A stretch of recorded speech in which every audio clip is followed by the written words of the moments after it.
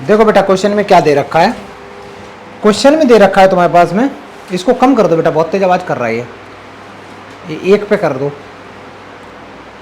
और नहीं बड़े वाले से, बड़े वाला, ये वाला आवाज कर हाँ सही। देख बेटा क्या क्वेश्चन में दे रखा है, पढ़ो।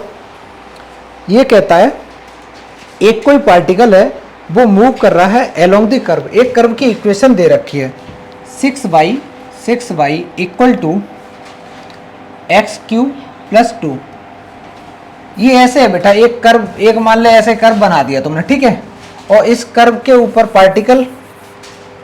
पार्टिकल इस पे मूव कर रहा है, इस पे मूव कर रहा है। तो पूछा है find the points on the curve, curve के ऊपर कोई पॉइंट बताना है, कोई पॉइंट बताना है at which the y coordinate is changing 8 times as fast as the x coordinate. As fast as पूछा जाए, इसका मतलब है वो तुम्हें रेट की बात कर रहा है, टाइम के रिस्पेक्ट में कोई पार्टिकल मूव कर रहा है। उसने एक चीज दे रखी कि जो y कोऑर्डिनेट है, इसका जो y कोऑर्डिनेट है वो 8 टाइम्स है x कोऑर्डिनेट के, चेंज हो रहा है। तो हम ऐसे नहीं लिख सकते, एक जो गिवन है बेटा, तो गिवन एक चीज ये है dy अपॉन dt, जो गिवन है वो है 8 टाइम्स dx अपॉन dt। इसमें किसी को दिक्कत हो तो बता बेटा। लास्ट वाली लाइन पढ़ो, find the points on the curve बताने हैं, y coordinate is changing 8 times as fast as the x coordinate. लिखा तो है बेटा, 8 टाइम्स हाँ एज द x कोऑर्डिनेट बातें की है ना, टाइम के रिस्पेक्ट में, क्योंकि ये रेट की बात कर रहा है, रेट की बात कर रहा है। तो ये क्या हो गया, y कोऑर्डिनेट जो चेंज हो रहा है विद रिस्पेक्ट टू टाइम वो 8 टाइम्स है x कोऑर्डिनेट जो चेंज हो रहा है। एक इन्फॉर्मेशन ये मिल गई। चल बच्चा मैंने इसको इक्वेशन नंबर 1 लिख दिया। जो ऊपर तुम्हारे पास में बेटा कर्व दे रखा है, पहले इस कर्व को हम डिफ्रेंशिएट करेंगे। तो इसको हम किसके रिस्पेक्ट में डिफ्रेंशिएट करेंगे, क्योंकि जो पार्टिकल मूव कर रहा है वो टाइम के रिस्पेक्ट में मूव कर रहा है, तो हम टाइम के रिस्पेक्ट में डिफ्रेंशिएट करेंगे। डिफ्रेंशिएशन इसका कितना होगा, 6 टाइम्स, बता बेटा, dy upon dt equal to, इसका बताओ बस, dx अपॉन dt। ये हो गया, इस 3 से ये 2 टाइम्स कैंसिल भी हो गए, है ना बेटा। तो ये आ गया 2 times dy upon dt equal to x square dx upon dt। एक काम करते हैं बच्चा, फ्रॉम इक्वेशन नंबर 1 हम पहली इक्वेशन से dy अपॉन dx की वैल्यू यहाँ पुट कर देंगे। तो लिख दो फ्रॉम 1, पहली वाली जो इक्वेशन है वहाँ से बेटा dy अपॉन dx की वैल्यू कितनी दे रखी, सॉरी dy अपॉन dt की वैल्यू कितनी है, तो मैं लिखूँगा 2 into 8 into dx upon dt equal to x square dx upon dt। ये बन गया, सब कुछ लेफ्ट में लेके आते हैं, 16 times dx upon dt minus x square dx upon dt। मैं ये हटा दूं बेटा थोड़ी देर के लिए, जो डायग्राम मैंने ऐसे बनाया था रैंडमली। यहाँ से बेटा एक काम करते हैं, dx अपॉन dt की वैल्यू निकालते हैं। अगर मैं यहाँ से dx अपॉन dt की वैल्यू निकालूंगा तो ये आएगा निकल के 16 minus x square equal to 0। अब बच्चा दो चीज़ों का प्रोडक्ट 0 है, या तो dx अपॉन dt 0 होगा या तो दूसरा वाला 0 होगा। तो एक काम करते हैं ना, दूसरे वाले को 0 करो, क्योंकि हमें तो कोऑर्डिनेट चाहिए थे ना। कोऑर्डिनेट क्या होते हैं, एक्स कोऑर्डिनेट, वाई कोऑर्डिनेट। यहाँ से अगर मैं निकालूँ तो एक्स स्क्वायर की जो वैल्यू आ रही है वो आ रही है बेटा 16, क्योंकि मैं एक्स स्क्वायर को उधर लेके गया, ठीक है। तो नहीं, गलत आंसर बेटा, x equal two plus minus 4 बोलोगे, ठीक है। x इक्वल टू क्या बोलोगे, प्लस माइनस 4। x की वैल्यू अगर आ गई है, मेरे बता, x की वैल्यू अगर आ गई बेटा, तो तुम्हें y की वैल्यू कैसे निकालोगे। यहाँ से पहली बारी कर्व की इक्वेशन में पुट कर देंगे, आंसर आ जाएगा। तो हम कैसे लिखेंगे, हम लिखेंगे, एक बार लिखेंगे पुट x इक्वल टू 4। जब इस इक्वेशन में हम 4 पुट करेंगे तो ये आएगा 4 का क्यूब प्लस 2, 4 चक 16 चक 64 प्लस 2 अपॉन 6। तो y की बच्चा वैल्यू यहाँ से 11 आ गई, एक पॉइंट तो ये आ गया। नेक्स्ट, एक बार मेरे को पुट करना है x की जगह -4, पूरा करो। तो 6y इक्वल टू आएगा -4 का क्यूब प्लस 2,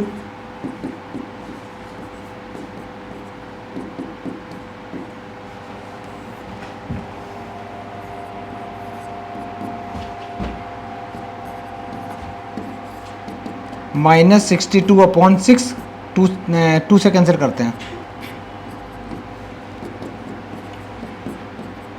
एक ही आया। तो पॉइंट ऑन दी कर्व आ गए बच्चा, पॉइंट्स आ गए। एक पॉइंट आ गया तुम्हारे पास में 4,11, 4,11 एंड दूसरा पॉइंट आया है -4, -31/3। पूरा क्वेश्चन बेटा अच्छे से करो तो इसको।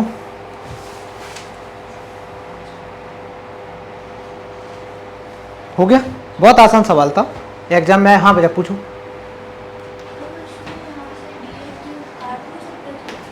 हाँ ये जैसे तुम dx से dx, अच्छा मैंने एक चीज़ की मना किया है बेटा, फिर से वही चीज़ जैसे तुम्हारे मन में कर रहा था यहाँ पे, ये dx से dx कट करने का है ना बेटा, dx/dt, dx/dt। एक्चुअली ये वेरिएबल है, वेरिएबल से वेरिएबल काटना मैंने मना किया है। क्यों? क्योंकि अगर मैं नॉर्मल तुमसे एक सवाल पूछूं बेटा कि x² अगर x है then find the value of x, बताना क्या आंसर आएगा? 1 गलत आंसर, ठीक है। 1, जो बच्चे 1 आंसर दे रहे हैं वो सारा गलत है भैया। ये क्वाड्रेटिक इक्वेशन है, क्वाड्रेटिक इक्वेशन है तो हम इसको ऐसे लिखेंगे, फिर इसमें हम x कॉमन लेंगे। अब तुम कहोगे दो चीज़ों का प्रोडक्ट 0 है तो या तो x की वैल्यू 0 होगी या दूसरा वाला 0 होगा। अगर दूसरा 0 है तो 1 है, तो यहाँ से 2 आंसर आएंगे ना। क्वाड्रेटिक का मतलब होता है डिग्री 2, जिसकी डिग्री 2 तो आंसर 2। समझ में आया? कभी वेरिएबल से वेरिएबल कट्टी पिट्टी मत करना बेटा। हो गया, नेक्स्ट क्वेश्चन करें। चलो तुम लोग नेक्स्ट क्वेश्चन पढ़ो और गंदा संदा जो समझ में आता है करो, ट्राई करो। बुक कहाँ है बेटा? नहीं लाई? किसी के साथ बैठ जाओ। बुक नहीं लाई, किसी के साथ बैठो। ऐसे के साथ बैठ रहे हैं जो बुक लाया हो। नेक्स्ट क्वेश्चन करो। 12th बहुत आसान है, तुम्हारा क्यों नहीं हो रहा छोटू? 12th तो बहुत आसान है, मैं हटाओ इसको चेंज करता हूँ। 12th क्वेश्चन में कहता है, क्या कहता है? 12th में कह रहा है radius of an air bubble is increasing at the rate of 1/2 centimetre per second. Air bubble कैसी होती है? एयर बबल कैसी होगी बेटा? स्पेरिकल टाइप में होगी ना। तो मैं कह सकता हूँ कि इसकी जो रेडियस है वो मैंने रेडियस r ले ली, मैंने r ले लिया बच्चा, इसकी रेडियस v ले लिया मैंने, इसका वॉल्यूम। तो क्वेश्चन में कहता है कि dr/ जो dt है इसकी वैल्यू है 1/2 centimetre per second, centimetre per second. आगे कहता है बताओ उसका वॉल्यूम किस रेट से इंक्रीज करेगा जब रेडियस 1 सेंटीमीटर हो चुकी होगी। तो इसका मतलब वो जानना चाहता है कि dv/dt बताओ जब रेडियस कितनी होगी, जब रेडियस गिवन है 1 सेंटीमीटर। कोई दिक्कत नहीं, मेरे पास में जो निकालना है ना उसका फॉर्मूला लगा बेटा। फॉर्मूला बताना बेटा, ओजस्वी बताएगी। फॉर्मूला क्या होता है? स्पेरिकल जो है ना उसका वॉल्यूम कितना होता है बेटा? Volume of sphere, volume of sphere होता है बेटा v = 4/3 πr³। फॉर्मूले याद रखना, ठीक है। अगर मेरे पास वॉल्यूम इक्वल टू अगर ये फॉर्मूला है, डिफरेंशिएट कर दो दोनों तरफ। किसके रिस्पेक्ट में करेंगे? टाइम के साथ साथ बढ़ रहा है तो differentiate with respect to time. Volume का बन जाएगा dv/dt = 4/3 × पाई × 3r²। फिर r का भी तो करेंगे बच्चा, dr/dt। 3 से 3 कट्टी पिट्टी हो गया, ये आ गया जो भी आया 4 पाई r² dr/dt। अब हमें जो dv/dt निकालना है, इस पे किस वैल्यू पे निकालना है बेटा? हाँ बेटा क्या हो गया? इसमें ले जाके सब कुछ पुट कर दो। तो हमें dv/dt निकालनी है, dv/dt निकालनी एट r = 1। तो ये हो जाएगा 4 पाई × 1 का स्क्वायर इंटू dr/dt कितना है बेटा? 1/2। 2 से ये कट्टी पिट्टी हो गया, तो 2 पाई यूनिट क्या होगी बेटा, बता खुशी। बहुत बढ़िया, सेंटीमीटर क्यूब पर सेकंड। ठीक है बच्चा। और अगर मैं इसको रेडियस के रिस्पेक्ट में डिफरेंशिएट करता तो यूनिट क्या होती, अभी तो टाइम के रिस्पेक्ट में है ना। अगर बच्चा मैं वॉल्यूम को रेडियस के रिस्पेक्ट कितना होती, स्क्वायर हो जाती, क्योंकि 1 सेंटीमीटर से 1 सेंटीमीटर कैंसिल हो जाता। सुबह एक क्वेश्चन किया भी था। ठीक है, नेक्स्ट क्वेश्चन बेटा टूट पड़ो। और एक चीज, आंसर तुम्हारा पॉजिटिव आया, इसका मतलब वॉल्यूम इंक्रीज कर रहा है। नहीं, वो अच्छी बात है। मान लो नहीं लिखा होता, तुम तो पढ़ी लिखी हो, जैसे ये बच्चा अनपढ़ है, इसको कैसे पता चलेगा।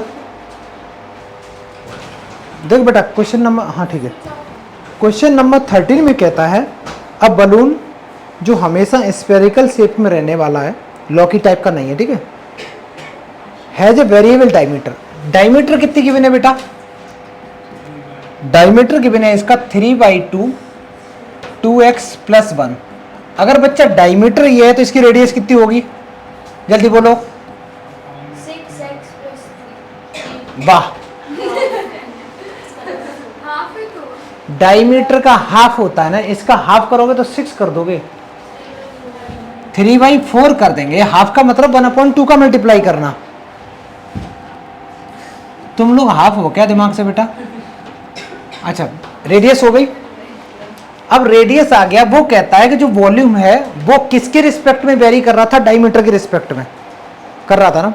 तो फिर मैं वॉल्यूम का फॉर्मूला लगाऊंगा। वॉल्यूम क्या होता है बच्चा, 4/3 πr³, πr³।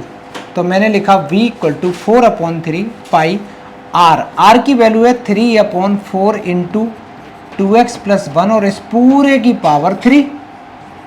किसी को कोई आपत्ति।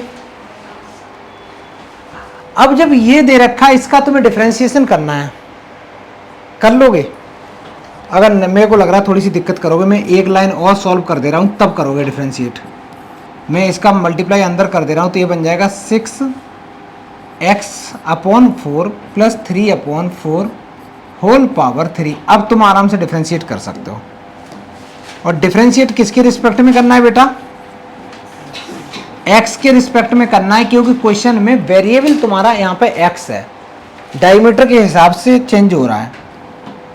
तो यहाँ पे मैं लिखूंगा dB/dx = 4/3 इंटू पाई। बेटा इसका डिफरेंशिएशन बताओ, चलो बताना चालू करो। सुकृति इसका डिफरेंशिएशन 4/3 पाई तो कांस्टेंट था, मैंने ऐसे ही लिख दिया। इसका बता बच्चा, 2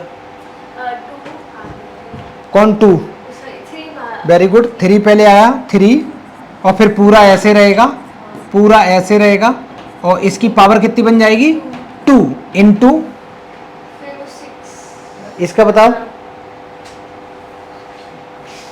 तुम बता बेटा। पहले पावर का किया तो पावर का तो कर दिया ना, अब अंदर का करना है। अंदर का बता बेटा। नहीं, 6/4 ओनली, 6/4 ओनली, क्योंकि x का तो 1 हो गया और आगे तो प्लस में 0 होगा, तो लिखने की जरूरत नहीं। समझ में आ गया। सॉल्व कर दो बेटा। अब कैसे करेंगे इसको, देखो इस 4 से ये 4 कैंसिल, इस 3 से ये 3 कैंसिल, तो तुम्हारे पास बचा ये 6 आगे ले आओ तो बचा 6 पाई, और इसको भी काट दो बेटा थोड़ा थोड़ा, ये बन जाएगा 3x/2 + 3/4 इस पूरे की पावर 2। ये तुम्हारा dB/dx आ गया। यूनिट क्या होगी बच्चा इसकी, क्या दे रखा था क्वेश्चन में, क्वेश्चन में दे रखा था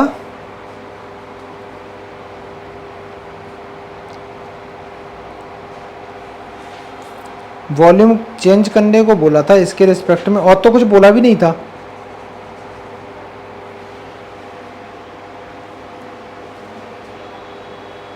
इसमें रेट पूछेगा। रेट पूछा है ना बेटा, तो ये रेट हो गई, आंसर आ गया। ठीक है, ये तुम्हारा आंसर हो गया। ठीक है,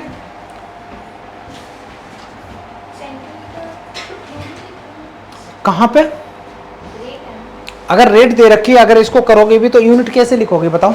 सेंटीमीटर में दे रखा है क्या, पहले वहां देखो इसकी यूनिट क्या है। क्वेश्चन में, क्वेश्चन में कोई यूनिट नहीं दे रखी, तो तुम कुछ लिख ही नहीं सकते बेटा। ठीक है,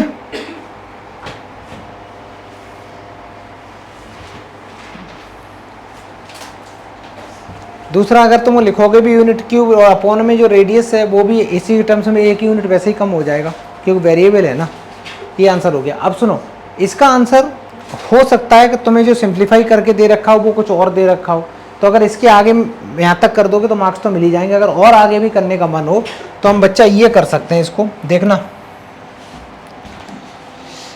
6 लिखा मैंने, पाई की वैल्यू होती है 22/7,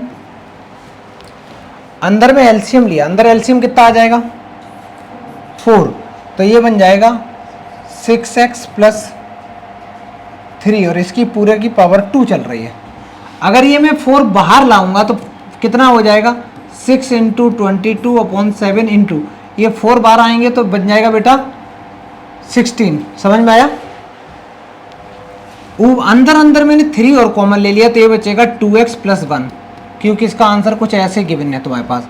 अच्छा, मैं 3 का स्क्वायर कर दूंगा तो बाहर कर दूं, इसको अलग कर दूं तो ये बन जाएगा 6 × 22/7 इंटू 16 इंटू 3 का स्क्वायर 9 और अंदर बचेगा बच्चा 2x + 1 का स्क्वायर। इस चीज़ को थोड़ा थोड़ा सॉल्व कर लो, अगर हो रहा हो 2 से ये कैंसिल हो जाएगा।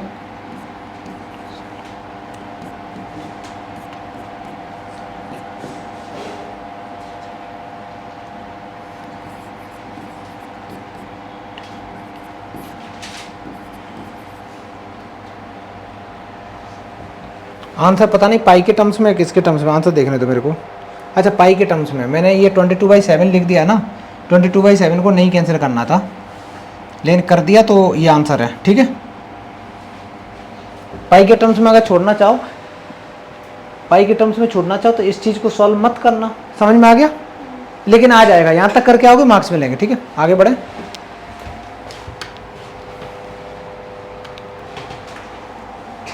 इसको हटा दें। क्वेश्चन नंबर 14 तुमसे कहता है, क्वेश्चन बता बेटा, कोई पढ़ के बताएगा मेरे को क्या कहता है ये सवाल? बताओ, समझाओ, समझाओ बेटा, कोई समझाओ, चालू हो जाओ, अच्छे से समझा दो, बताओ।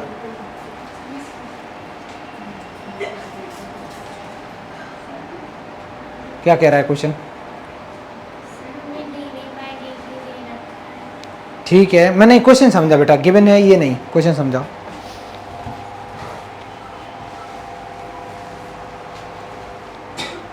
समझाओ,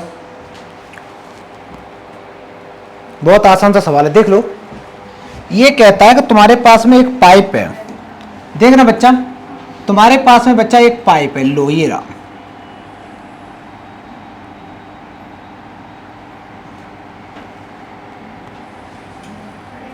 इतना बड़ा तो पाइप होता नहीं, छोटा करना चाहिए था, कोई नहीं। एक तुम्हारे पास में बेटा पाइप है और इस पाइप से क्या गिर रही है नीचे बच्चा? सैंड गिर रही है, बालू गिर रही है, मान लो जो भी है, ठीक है, रेत गिर रही है। और वो कैसे गिर रही है? वो जब गिरेगी शुरू नीचे तो बेटा वो कुछ इस टाइप की शेप ले लेती है,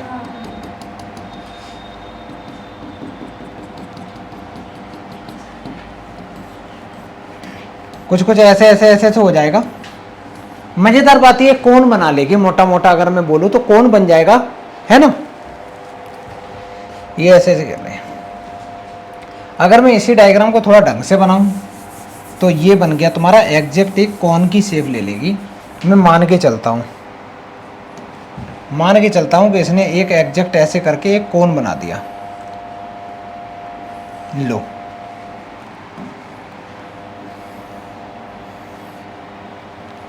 कौन की ये बच्चा हाइट हो गई h, ये इसकी रेडियस हो गई r कौन की।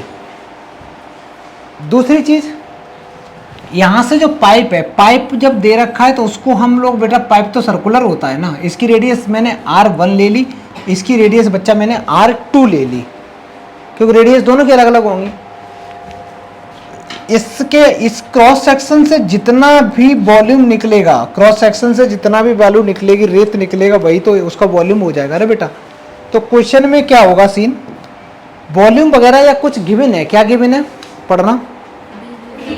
क्वेश्चन में गिवन है बेटा, from a pipe eight the rate of 12 centimetre cube पर सेकंड दे रखा है, ठीक है।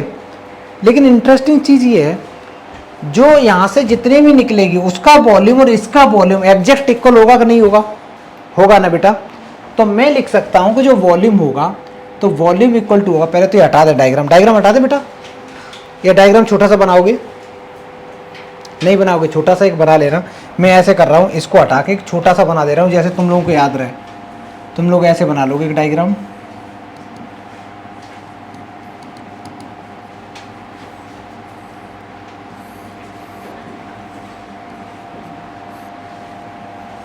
ये रेडियस आर ले लो, इसकी कोई ज़रूरत भी नहीं है, वहाँ से क्रॉस सेक्शन की कोई ज़रूरत भी नहीं है।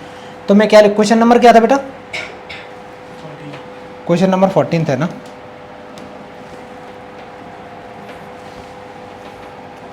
वॉल्यूम इक्वल टू हो जाएगा टोटल वॉल्यूम। वॉल्यूम ऑफ कौन होता है 1/3, यहाँ लिख भी दो, वॉल्यूम ऑफ जितना भी वॉल्यूम पाइप से जितना निकलेगा और वो दोनों इक्वल होंगे, ठीक है। तो वॉल्यूम ऑफ कौन का फॉर्मूला होता है बेटा 1/3 pi r cube. 1/3 pi r cube होगा। क्या बेटा? मैंने सही बोला था बेटा, 1/3 पाई आर स्क्वायर एच होता है, ठीक है। 1/3 पाई आर स्क्वायर एच होता है। एक इन्फॉर्मेशन तो चलो ये आ गई, इसको मैंने थोड़ी देर के लिए इक्वेशन नंबर 1 मान लिया।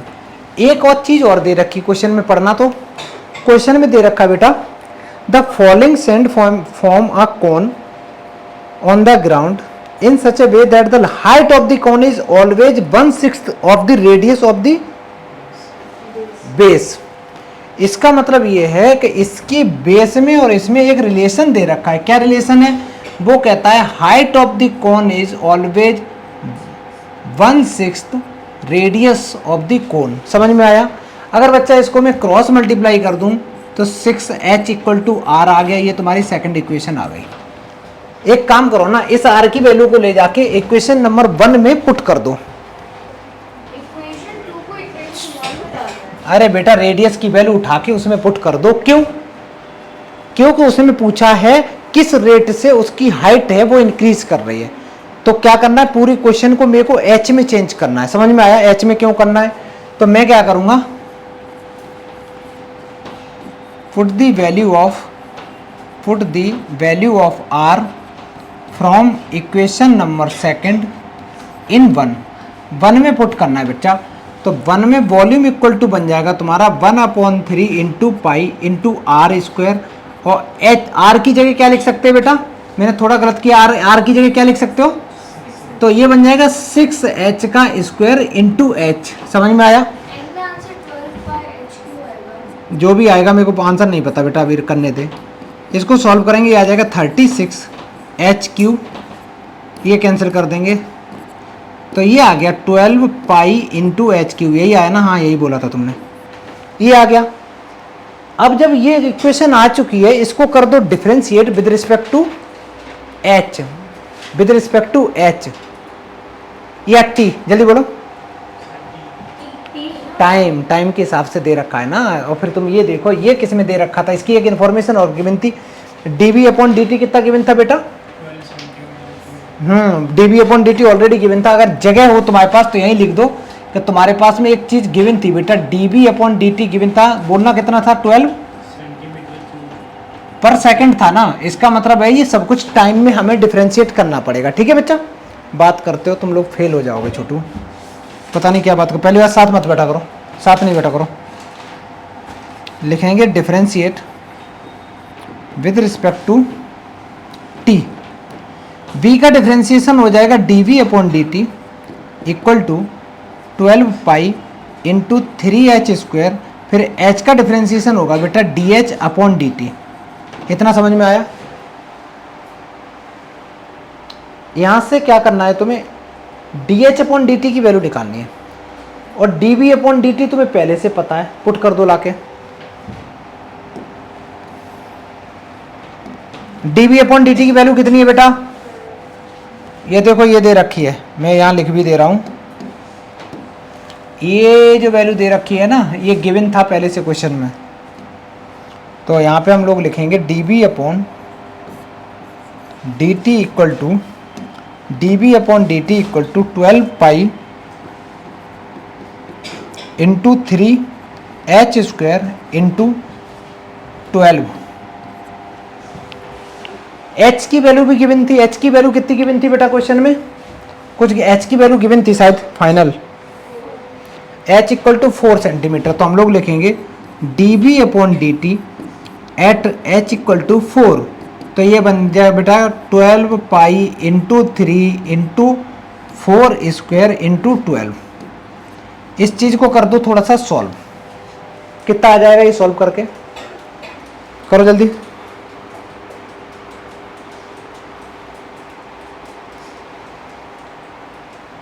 मैंने कुछ वैल्यू गलत पुट करी है।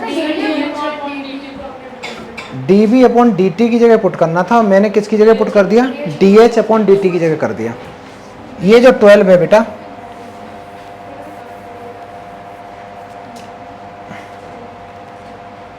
यहां पे पुट करना है लेफ्ट में। dB/dt कितना आया? 12। तो ये बन गया 12 इक्वल टू dH/dt। 12 से 12 कैंसिल आउट हो गया, ये आ गया 1/3 h²। मैं पाई भी लिख दे रहा हूँ, पाई नीचे बेटा, 1/3 पाई h², क्योंकि यहाँ 1 बचेगा ना तो इधर आके डिवाइड करेगा, इक्वल टू dH/dt। h की वैल्यू पुट कर दो। h की वैल्यू कितनी पुट करनी है? h इक्वल टू बेटा 4 पुट कर दो।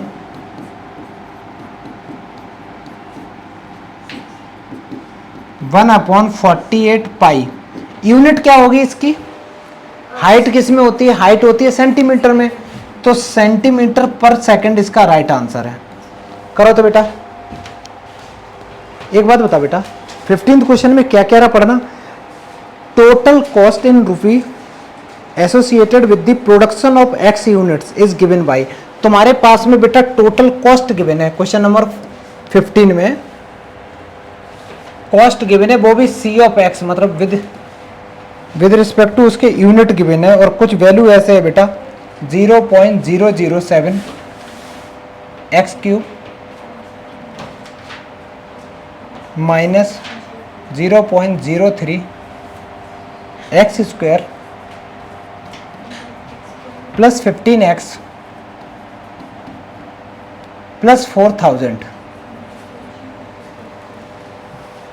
पूछा है बेटा find the marginal cost. Marginal cost निकालने का मैंने तरीका बताया था, differentiate of cost function with respect to number of items, जो भी है वही तो होता है। तो मैं इसको किसके रिस्पेक्ट में डिफरेंशिएट करूंगा बच्चा? तो लिखो डिफरेंशिएट। जब मार्जिनल कॉस्ट निकालोगे, मार्जिनल कॉस्ट होगा, इसको डिफरेंशिएट करेंगे तो ये बन जाएगा marginal cost equal to 0.007 into 3x² minus 0.003 into 2x plus 15। ये क्या आ गया? मार्जिनल कॉस्ट आ गई। लेकिन मार्जिनल कॉस्ट तुम्हें किस पे पूछी है बेटा? एट x इक्वल टू कोई वैल्यू गिवन है क्वेश्चन में, कितनी है? 17 यूनिट्स गिवन है, तो x की जगह बच्चा 17 पुट कर दो। 0.007 इंटू 3 इंटू 17 का square minus 0.003 into 2 into 17 plus 15। Calculation बड़ी खतरनाक है, खुद ही करो। चलो मैं भी ट्राई करता हूँ। 0.007 इंटू 3, 17 का स्क्वायर होता है 289 माइनस ये हो जाएगा 34। 0.003 इंटू 34 प्लस 15। अब मैं करूंगा इस 7 का मल्टीप्लाई सबसे पहले इसमें करूंगा डायरेक्ट, या 3 का कर लेंगे, बात एक ही है, कोई फर्क नहीं पड़ेगा। मैं 7 का कर ले रहा हूं पहले।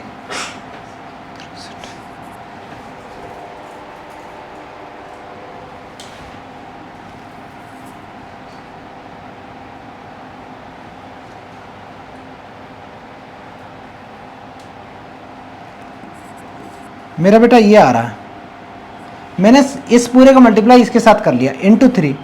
अब 3 का कर देंगे मल्टीप्लाई। इधर देखो क्या करेंगे, ये 3 का डायरेक्ट इसमें कर दो तो ये आ जाएगा, और 1 2 3 डिजिट के बाद पॉइंट लगाना है, ये बन गया प्लस में 15। अब 3 का कर दो,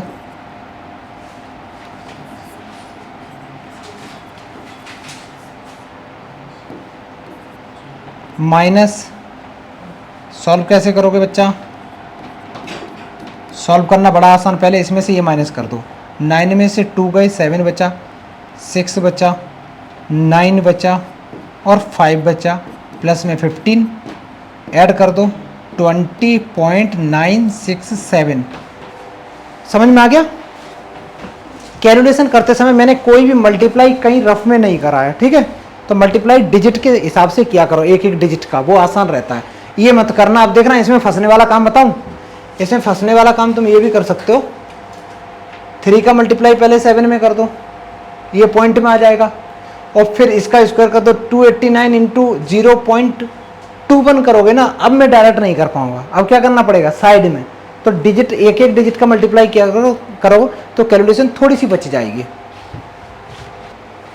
क्वेश्चन नंबर देख लो बेटा, 16 में दे रखा है टोटल रेवेन्यू दे रखा है ना, उसको पहले x के रिस्पेक्ट में डिफरेंशिएट कर देना, लास्ट में x की जगह 7 पुट कर देना।